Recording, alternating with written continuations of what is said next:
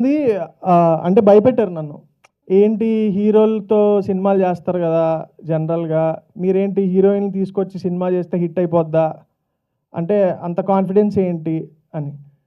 So, నేనేమంటానంటే, మీకు తీసే దమ్ము లేనప్పుడు, మాకు తీసే దమ్మున్నప్పుడు మమ్మల్ని తీయనివ్వండి.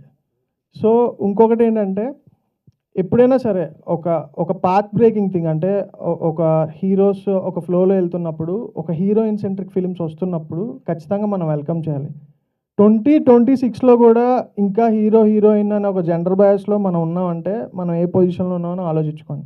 ఎందుకంటే మనం ఒక సినిమా చూసినప్పుడు, ఆ కంటెంట్ ఎంత రీచ్ అయింది, ఎంత ఎంగేజింగ్‌గా ఉంది, మనం పెట్టిన టికెట్‌కి ఎంత వర్తీ అనేది చూడాలి తప్ప, ఇది హీరో చేసిందా, హీరోయిన్ చేసిందా ఆబ్వియస్‌లీ నాకు తెలుసు. నాకు ఫేవరెట్ హీరోస్ అందరూ ఉన్నారు. బట్ ఒక కథ చెప్పడానికి ఎప్పుడు మూల కారణం ఒక మగాడే అవ్వక్కర్లేదు. అమ్మాయి గూడా అవ్వచ్చు. అదేం తప్పు గాదు. అండ్ సెకండ్ థింగ్ 'రాశి'ని పిక్ చేసినప్పుడు చాలామంది చెప్పారు నాకు, "మీరు తెలుగు మిడిల్ క్లాస్ ఫ్యామిలీ ఇది చేస్తున్నారు. 'రాశి' ఎలా సెట్ అవుతది? నార్త్ ఇండియన్ వైబ్ చాలా పెప్పీగా ఉంటది. పబ్స్ అది ఇది" అని. సో, నేనేమనుకున్నానంటే, సరే ఒకసారి ఆడిషన్‌కొచ్చి చూద్దాం. ఏంటి ఇది ఎలా అసల పాసిబుల్ అని. బట్ తనొచ్చాక చాలామందికి తెలీదు. 'రాశి' ఆల్మోస్ట్ తెలుగమ్మాయే. ఎందుకంటే తనకు అద్దంక అనేది తనకి తెలియంది ఇన్ బిట్వీన్ లైన్స్. అంటే మనం ఒక డైలాగ్ లేదు, ఎక్స్‌ప్రెషన్ ఇవ్వాలన్నా కూడా తను బ్యూటిఫుల్‌గా ఇస్తది మనం ఎళ్లి చెప్పకుండా. So, 'Raashi' thank you so much for giving this opportunity to me to work with you.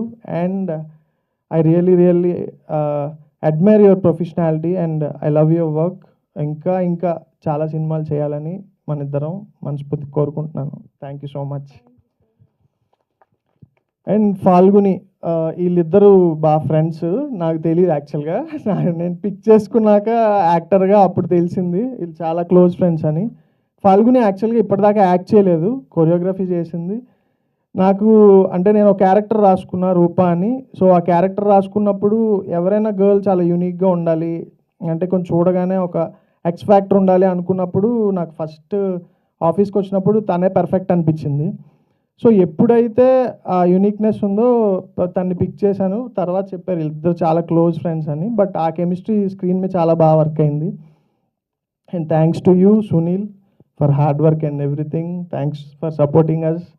And Shruti one of the friend చాలా యాక్ట్ చేసింది. చాలా ప్రొఫెషనల్ తను గూడా. అండ్ కనిపించే అంత కామ్ అయితే కాదు. సో, అదొకసారి చిన్న డిస్క్లైమర్ ఏసుకోండి. Thank you. And coming to lyricists, Kasarla Shyam అన్నయ్య, ఆయనతో జర్నీ నాకు చాలా ఇయర్స్ నుంచి ఉంది.